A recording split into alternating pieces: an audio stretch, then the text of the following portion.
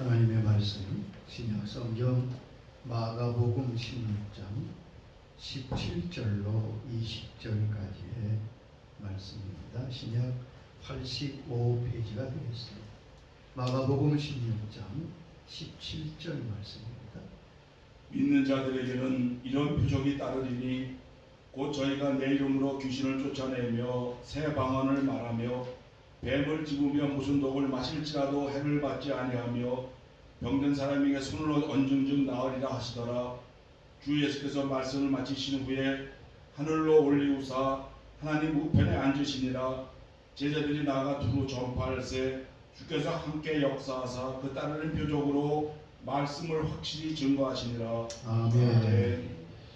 믿는 자의 표적이라는 말씀, 이제 이 말씀을 4-5주 동안 말씀하실 텐데 오늘 첫 번째 말씀을 드리겠습니다.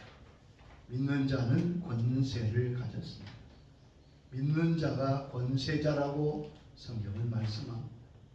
중세 대표적인 신학자는 토마스 아퀴나스입니다. 그가 교황청의 초청을 받아 바티칸을 방문했습니다. 교황은 화려한 베드로 성당과 창고마다 가득한 성화와 보물을 내보이면서 이렇게 자랑합니다. 여보게, 은과 금은 내게 없거니와 라고 말씀하던 베드로 사도의 시대는 지나갔네. 교회가 부유해지고 권력을 가지게 된 것을 자랑한 것입니다. 이때 토마스 아퀴나스가 이렇게 대답했다고 합니다. 예, 그렇습니다. 그러나 동시에 예수 그리스도의 이름으로 일어나 걸으라 하는 능력도 사라졌습니다. 중세교회는 캐토릭은 돈과 권력을 소유한 교회였습니다. 그러나 하나님의 능력과 복음의 능력을 잃어버린 교회입니다. 오늘날의 교회는 어떻습니까? 바울은 이렇게 선언합니다. 하나님의 나라는 말에 있지 아니하고 오직 능력에 있습니다. 주님께서 제자들을 세상에 보내시면서 이 복음을 전하게 하셨고 그 복음이 2000년 동안 전해지고 있습니다. 그러나 오늘의 교회는 마치 중세 캐토릭처럼 하나님의 말씀은 가지고 있지만 하나님의 주시는 능력은 잃어버리지 않았습니까? 하나님이 우리에게 가르쳐 주신 모습은 어떤 것입니까? 주님은 단순히 말씀을 선포한 것이 아닙니다. 가난하고 병든 자를 고쳐주시고 사단에게 눌린 자를 자유케 하시고 죽은 자를 살리셨습니다. 단순히 말로만 진리를 전하시는 것이 아니라 이적과 능력을 통하여 주님이 누구신가를 나타내셨습니다. 주님은 내가 빛이라고 말씀하시면서 소경의 눈을 뜨게 하시며 보게 하셨습니다. 내가 생명의 떡이라고 말씀하시면서 오병이어로 친히 굶주린 군중들을 먹이셨습니다. 나는 부활이요 생명이라고 말씀하시며 선포하시며 죽은 나사로를 살려주셨어요. 예수님은 사변적인 신학이나 이론만을 말씀하신 것이 아닙니다. 그 말씀과 진리가 실제임을 나타냈습니다. 그러므로 아무도 부인할 수 없었습니다. 그 능력 앞에 사단과 모든 세력이 무릎을 꿇었습니다. 사도들도 주님과 같은 하나님의 능력을 나타내며 복음을 전했습니다. 초대교회는 예수님 같이 하나님의 능력과 성경의 역사가 일어났습니다. 사도행전 5장 12절 말씀이 이렇게 우리에게 증거하고 있습니다. 사도들의 손을 통하여 민간의 부적과 기적이 많이 일어나매 믿는 자들이 다 마음을 같이하여 솔로몬 행각에 모이고. 자, 사도들의 손을 통하여 민간의 표적과 기사가 많이 일어나요. 5장 14절 보면 믿고 죽게 돌아온 자가 더 많으니 남녀의 수가 허다하더라고 말씀하고 있습니다. 5장 15절에 보면 이렇게 말씀하고 있습니다. 심지어 병든 사람을 메고 거리에 나가 침대와 요위에 누이고 베드로가 지날 때 꼭 그의 그림자라도 누구에게 덮일까 바라고. 여기 보면 얼마나 놀라운 이적들이 일어났는지 사람들이 병자들을 길거리나 옆에 베드로가 지나가는 길 옆에 묘를 깔고 침상을 깔고 혹시 베드로의 그림자라도 누구에게 비칠까? 여러분 생각해 보세요. 안수하고 기도하는 게 아닙니다. 베드로의 그림자라도 지나가면 병자가 나았다는 거죠. 16절에 보면 예루살렘 부근에 수많은 사람이 모여 병든 사람과 더러운 귀신에게 괴로움을 받는 사람을 데리고 와서 다 나음을 입었다고 말씀하고 있습니다. 예수님께서 제자들을 파송하시면서 다음과 같이 말씀하셨습니다. 나가서 그저 복음을 전해라, 열심히 전도해라, 그렇게 말씀하지 않았어요. 마태복음 10장 8절에 보면 주님이 제자들에게 말씀하신 내용이 나옵니다. 병든 자를 고치며 죽은 자를 살리며 나병한 자를 깨끗게 하며 귀신을 쫓아내되 너희가 거저받았으니 거저주라. 주님께서 말씀, 병든 자를 고쳐라, 죽은 자를 살려라, 나병한 자를 치료해라, 귀신을 쫓아내되 거저받았으니 거저주라. 여러분, 주님께서는 제자들을 이러한 역사를 하도록 내보내셨습니다. 70일을 전도하러 내보내신 후에 그들이 돌아와서 주님께 보고합니다. 그들은 깜짝 놀랐습니다. 누가복음 10장 17절에 보면 그들의 보고한 내용이 나와 있습니다. 주여 주의 이름으로 귀신들도 우리에게 항복하더이다. 예, 그렇습니다. 주님, 주의 이름으로 귀신들도 우리에게 항복했습니다. 그랬더니 주님께서 누가복음 10장 19절에 이렇게 대답하셨습니다. 내가 너희에게 뱀과 정갈을 밟으며 원수의 모든 능력을 제어할 권능을 주었으니 너희를 해할 자가 결코 없으리라. 자, 주님께서 그것은 내가 너희에게 뱀과 전갈을 밟으며 원수의 모든 능력을 제어할 권능을 주었기 때문이라. 우린 하나님이 우리에게 주신 것은 복음과 함께 하나님의 능력인 것을 알게 되었습니다. 오늘날 한국교회는, 오늘날의 교회는 하나님의 복음을 받았는데 동시에 가져야 될 하나님의 능력은 잊어버렸습니다. 그러므로 온갖 세상적인 방법을 끌어들여 사람을 동원하고자 합니다. 그래서 세속적인 광고 기법까지 끌어들이는 형편 아닙니까? 그러므로 우리가 전파하는 복음은 세상에 크게 영향을 미치지 못합니다. 여러분, 세상 사람들은 영성이나 말씀에는 별 관심이 없습니다. 그들은 하나님이 살아계심을 증거하고 드러내야 되는 거지. 아무런 능력이 나타나지 않는 교회가 되었던 것을 한탄하지 않을 수 없습니다.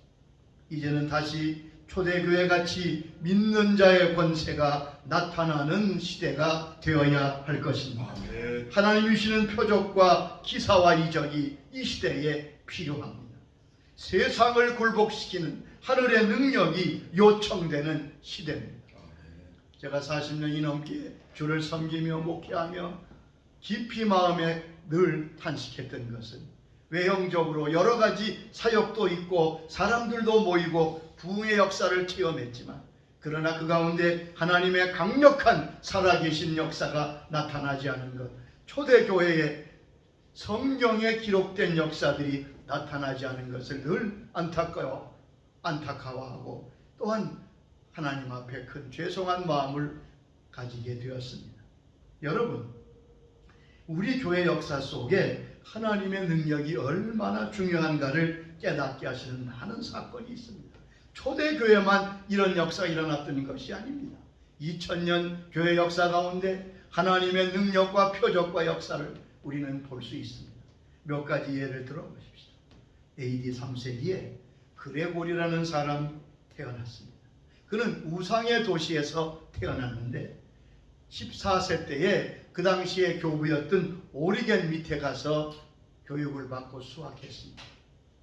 그는 위대한 교부 오리겐으로부터 모든 복음과 은혜를 받고 그는 모든 것을 다 배우고 자기 고향 가이사라의 선교사로 부임합니다. 역사가 레토렛 교수는 그 당시의 상황을 이렇게 쓰고 있습니다. 자, 그레고리가 자기 고향의 선교사로 부임할 때 그 큰 도시에 예수 믿는 사람은 단 17명뿐이었다고. 큰 도시에 17명만 예수 믿는 사람. 우상 숭배가 가득한 도시였지.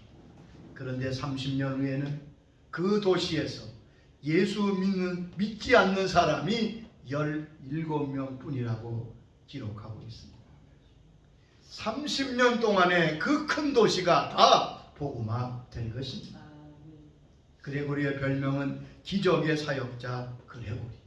그는 표적과 기적을 행하며 주님 같이 복음을 전함으로 그 도시의 우상이 무너지고 주님께로 사람들이 돌아오게 되었습니다. 그레고리가 그 도시에 제일 처음 도착해서 신전에 가서 잠을 잤다고 해요. 그런데 아침에 그 신전의 사제가 신전에 와 보니까 자기가 매일 섬기던 귀신이 신전에 못 들어가고 밖에서 펄펄펄 떨고 있더라. 그래서 뭐라고 그러냐면 저 그레고리가 허락하지 않으면 나는 저기에 들어갈 수가 없어. 그 사제는 큰 충격을 받고 회개하고 그레고리의 제자가 되었다.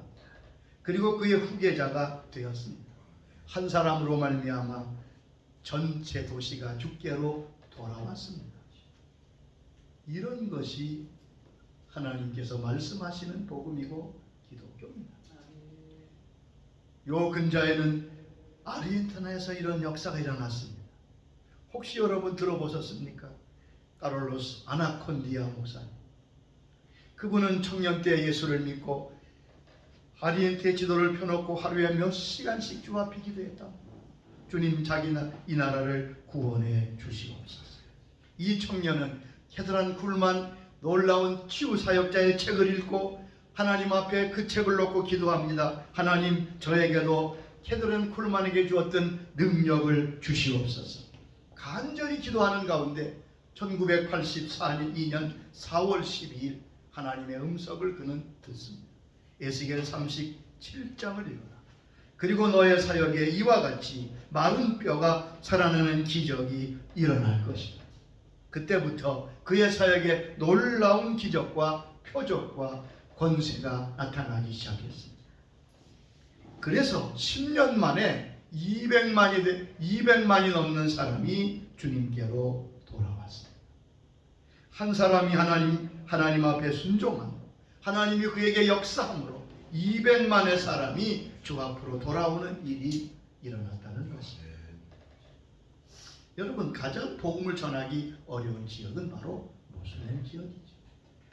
모슬렘 지역은 복음을 전하는 것이 법으로 금지되어 있고 예수 믿는 것이 드러나면 죽음까지도 각오해야 할 것입니다.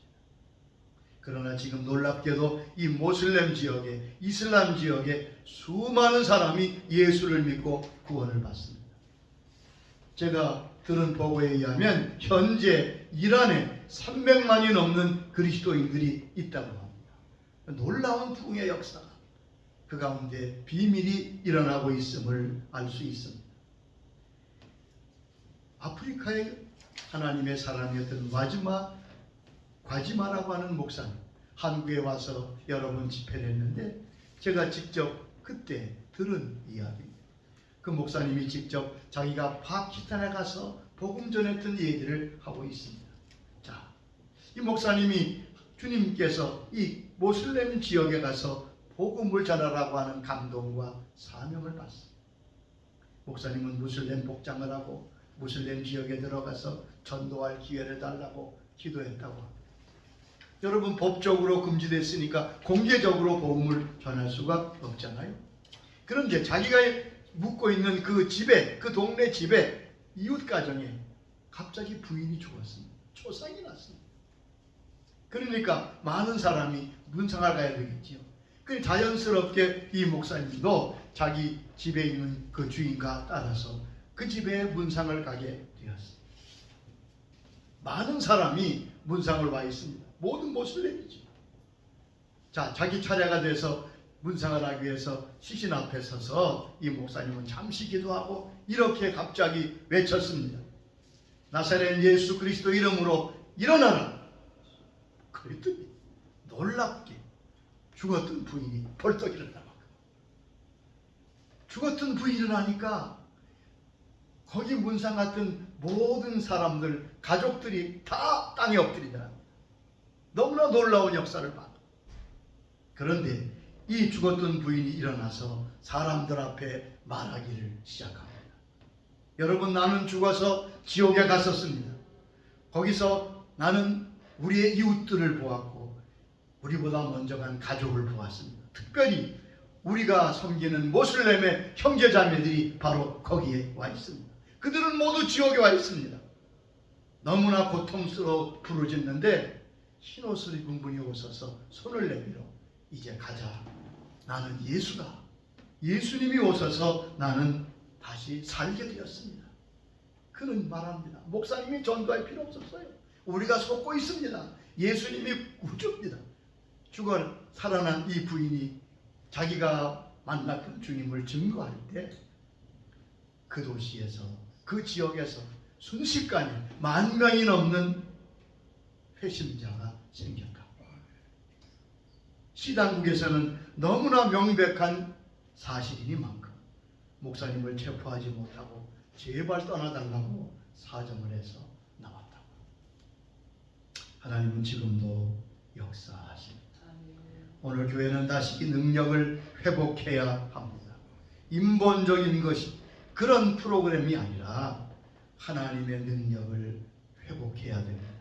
오늘 본문은 예수님이 믿는 자에게 주시는 권세를 말씀하고 있습니다.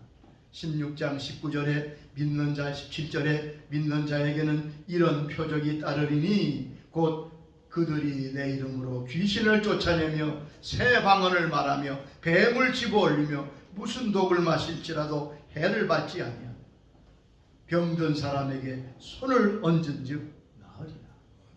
여러분, 여기 보면 예수 믿는 사람에게, 사도들에게 그러지 않았습니다. 목사들에게 그러지 않았습니다. 믿는 자들에게는 이런 표적이 따르는 권세를 주신다고 말씀했습니다. 여러분, 20절의 말씀이 매우 중요합니다. 20절의 말씀을 한번 읽어보세요. 제자들이 나가 두루 전파할세 주께서 함께 역사하사 그 따르는 표적으로 말씀을 확실히 증언하십니다. 보세요.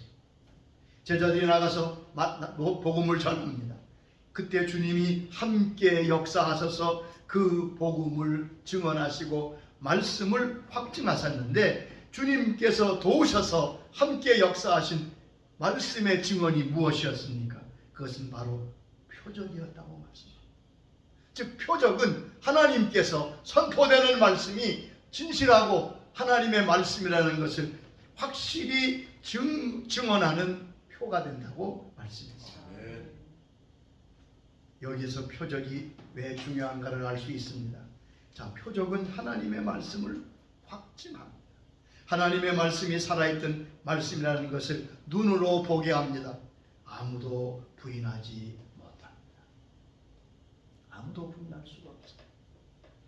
여러분, 놀라운 신유사역자 미국에도 많고 한국에도 많이 계십니다.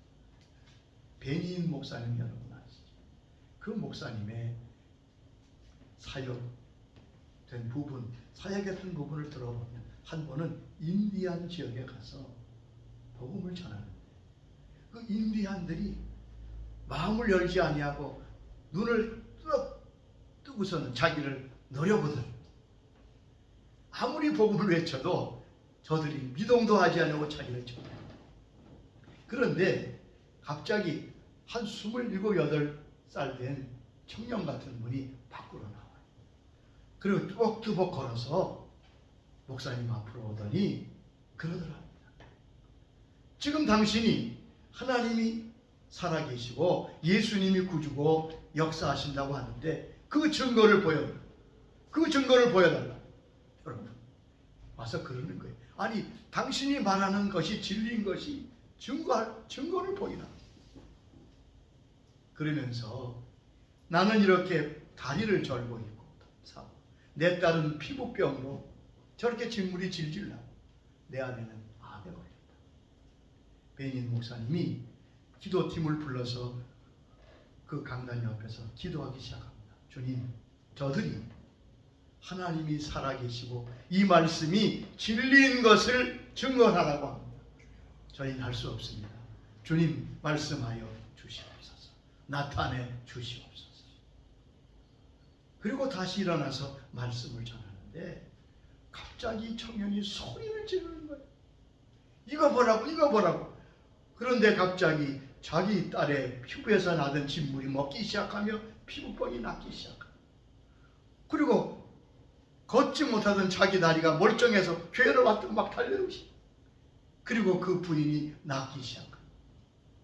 그랬더니 거기 앉았던 모든 인디안들이 자리에서 일어나서 손을 들고 하나님을 찬송하며 하나님께 나오더라. 그렇습니다. 표적은 하나님의 말씀을 확증합니다. 표적은 주님 예수 그리스도를 증거합니다. 표적은 주님을 증거하는 사건입니다. 예수님의 이름으로 병든 자가 낫고 예수님의 이름으로 귀신이 쫓겨나가고, 즉 이적이 일어날 때, 표적이 일어날 때 예수 그리스도가 증거되는 것입니다. 뿐만 아니라 사람의 마음을 열게 합니다. 완고한 심령이 무너집니다. 비웃던 자가 하나님 앞에 무릎 꿇게 됩니다. 자, 사도행전 2장 43절에 뭐라고 말씀했습니까? 사람마다 두려워하는데 사도들로 말미암아 기사와 표적이 많이 나타나니 사람마다 두려워하는데 표적과 기사가 사도들로 말미암아 일어났다고 말씀합니다. 이 표적은 우리 믿는 자에게 이미 주님께서 약속하신 것입니다. 요한복음 14장 12절에 약속하셨지요. 내가 진실로 진실로 너에게 이르노니 나를 믿는 자는 내가 하는 일을 그도 할 것이요 또한 그보다 큰 일도 하리니 이는 내가 아버지께 감이라. 자, 여기 보면 나를 믿는 자는 내가 하는 일을 너도 할 것이다. 그리고 그보다 더 큰 일을 한다고 말씀했습니다. 깜짝 놀랄 말씀이죠. 이것이 우리 주님이 친히 하신 말씀입니다. 이 말은 무슨 말입니까? 믿는 자에게는 권세가 있다는 말입니다. 우리는 권세자입니다. 우리는 하나님의 자녀요, 우리는 자유자요, 이긴 자는 동시에 우리의 다른 이름이 있다. 우리는 권세자입니다. 여러분, 권세란 무슨 뜻입니까? 위임된 능력이 바로 권세입니다. 권세를 가졌다는 말은 능력을 위임받았다는 것을 말합니다. 거리에 달리는 저 자동차를 아무도 세울 수 없지만 약한 여자 교통경찰관이라도 손을 들면 어느 차도 서게 되어 있습니다. 왜 그렇습니까? 그가 힘이 있어서가 아니라 그에게는 국가가 위임한 권세가 있기 때문에 그렇습니다. 여러분, 그 권세에 순종함으로 모든 것이 이루어지게 되는 것입니다. 모든 힘과 능력은 하나님이 가지셨습니다. 자, 시편 62장 11절에 말씀했습니다. 하나님이 한두 번 하신 말씀을 내가 들었나니 권능은 하나님께 속하였다 하셨나니. 여기 보면 하나님이 한두 번 하신 말씀을 다윗이 들었어요. 그런데 권능은 하나님께 속하였다. 자, 그런데 그 권능의 능력과 권세의 주인이신 주님께서 그 권세를 사람에게 위임하셨습니다. 창세기 1장 27절로 28절에 보면 우리가 잘 아는 내용 아닙니까? 하나님이 자기 형상 곧 하나님의 형상대로 사람을 창조하시되 남자와 여자를 창조하시고 그들에게 복 주시며 생육하고 번성하고 땅에 충만하라. 땅을 정복하라. 모든 생물을 다스리라. 이게 무슨 뜻입니까? 아담에게 이 땅을 다스릴 권세를 주었습니다. 모든 권세와 능력이 하나님의 것인데 아담에게 권세를 주셨습니다. 그러므로 창조된 그 아담이 실질 이 땅을 다스리는 권세자가 된 것입니다. 그런데 마귀의 시험을 받아 하나님께 반역함으로 그 권세를 사단에게 빼앗겼습니다. 그래서 성경은 사단이 이 세상 신이라고 말하는 것입니다. 고린도후서 4장 4절에 보면 그 중에 이 세상 신이 믿지 아니하는 자들의 마음을 혼미하게 하여 그리스도의 영광의 복음의 방체를 비치지 못하게 한다. 여기 보면 아담에게 주었던 이 땅을 다스리는 권세를 사단이 빼앗습니다. 빼앗기죠, 사단에게. 그래서 사단이 이 땅을 다스렸는데 이제 주님 오셔서 십자가를 지심으로 사단의 모든 권세를 빼앗으시고 부활하심으로 승리하셔서 다시 회복하게 하셨습니다. 여러분, 우리는 알아야 됩니다. 주님께서 십자가를 지심으로 우리의 죄와 죽음과 저주를 속량하셔서 하나님의 자녀가 되게 하실 뿐 아니라 요한일서 3장 8절에 보면 하나님의 아들이 나타나신 것을 마귀의 일을 멸하려 하시느라고 말씀했어요. 여러분, 하나님 주님께서 이 땅에 오신 또 다른 목적, 그것은 마귀의 일을 멸하러 오셨습니다. 그러므로 예수님이 마귀에게 빼앗겼던 모든 권세를 회복하셔서 누구에게 주었습니까? 교회와 성도들에게 주신 것입니다. 하늘과 땅의 모든 권세를 내게 주셨으니 그 권세를 우리에게 주셨습니다. 그러므로 하나님의 사람은 하나님의 자녀의 권세를 가질 뿐 아니라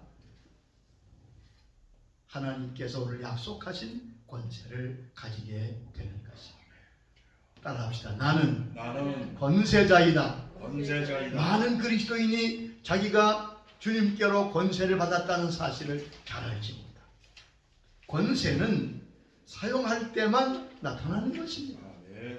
오늘 여기 마가복음 16장 믿는 자에게 주신 권세를 말씀했습니다. 5가지 권세를 말씀하셨죠. 이제 다음 시간부터 이 주님 주신 권세를 우리가 다룰 것입니다. 그러면서 그 권세를 사용하여 힘을 잃은, 능력을 잃은 그리스도인들이, 주의 교회들이 다시 주님께서 허락하신 이 능력을 회복하는 은혜가 있을 수 있도록 주께서 은혜 주시기를 주 이름으로 축원합니다. 아멘. 우리 함께 기도드리겠습니다. 주님 감사합니다. 주님께서 약속하신 이 귀한 권세를 회복하도록 주님께서 성령으로 말미암아 우리에게 역사하여 주시옵소서. 예수님의 이름으로 기도드리옵나이다.